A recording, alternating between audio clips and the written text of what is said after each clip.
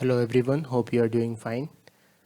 I'm going to explain this question in the video, and the question is, a ball moving with a speed of 9 meter per second strikes another identical ball at rest such that after the collision the direction of each ball makes an angle 30 degree with the horizontal line of motion.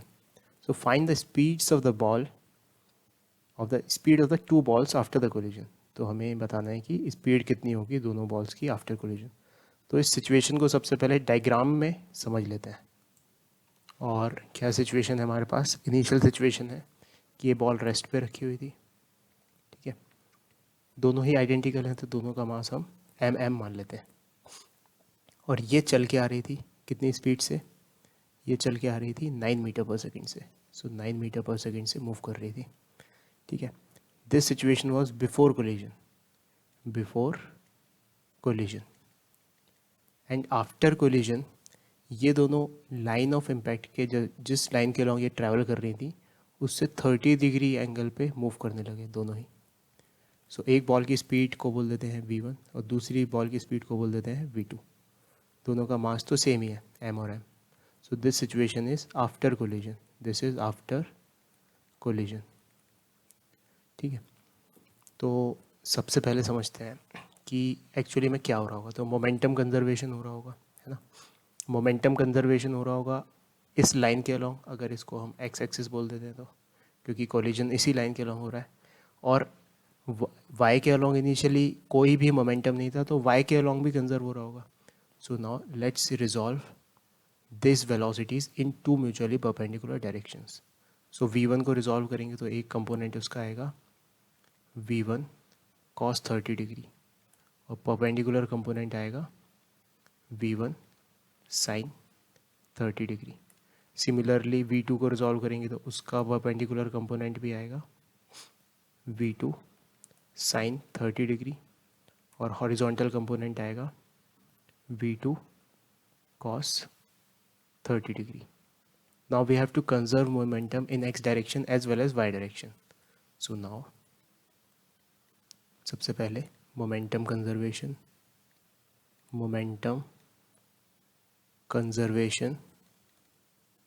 in x direction, in x direction, in x direction. So x direction में जो momentum conserve हो रहा है वो शुरुआत का momentum should be equals to बाद का मोमेंटम. शुरुआत में कितना मोमेंटम था? केवल ये ही बॉल मूव कर रही थी, ये तो मूव ही नहीं कर रही थी. तो शुरुआत का momentum is m into 9. And finally ये भी मूव कर रही है एक्स डायरेक्शन में और दूसरी भी मूव करना शुरू कर दी, तो दोनों को ऐड करके लिख देंगे. सो m into v1 cos 30 degree plus m into v2 cos 30 degree, यानी कि दोनों के x कंपोनेंट्स को ऐड कर दिया.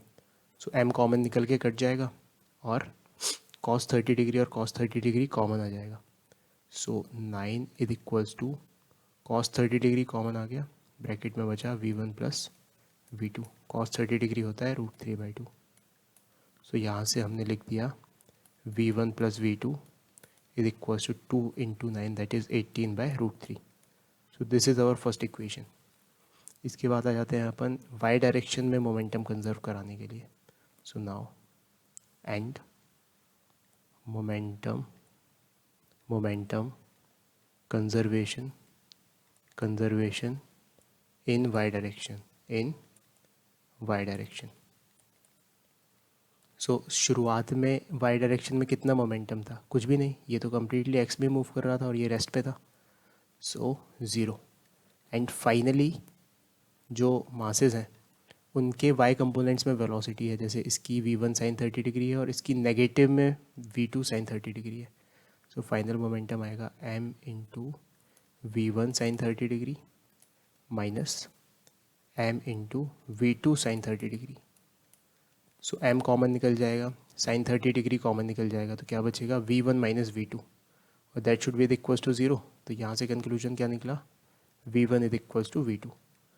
Now let's say this equation is equation number 1 and this equation is equation number 2.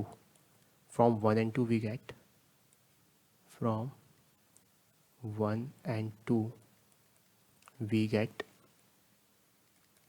यहाँ पे v1 और v2 को सेम ही है, v1 और v2 तो v2 रख देंगे. सो 2v1 इज इक्वल्स टू 18/√3, यानी कि v1 इज इक्वल्स टू 9/√3. और फर्दर सॉल्व करना है तो 9 को हम 3 × 3 लिख सकते हैं. So that is nothing but v1 is equals to 3 × √3. सब कुछ ऐसा यूनिट में था तो ये भी ऐसा यूनिट में आ जाएगी. So v1 is equals to 3√3 metre पर सेकेंड. एंड v1 भी v1 3√3 मीटर पर सेकेंड है और v2 भी उसी के बराबर है. सो v2 भी 3√3 मीटर पर सेकेंड आ जाएगी. सो v2 इज़ ऑल्सो 3√3 मीटर पर सेकेंड. सो क्लियरली दोनों ही बॉल्स की स्पीड सेम है और जो कि 3√3 मीटर पर सेकेंड है. So answer, the speeds of the two balls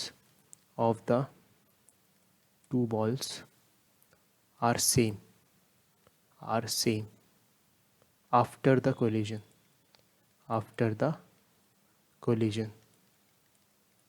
and both being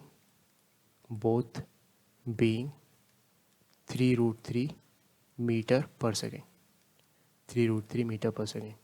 So I hope you understood the explanation. Thank you.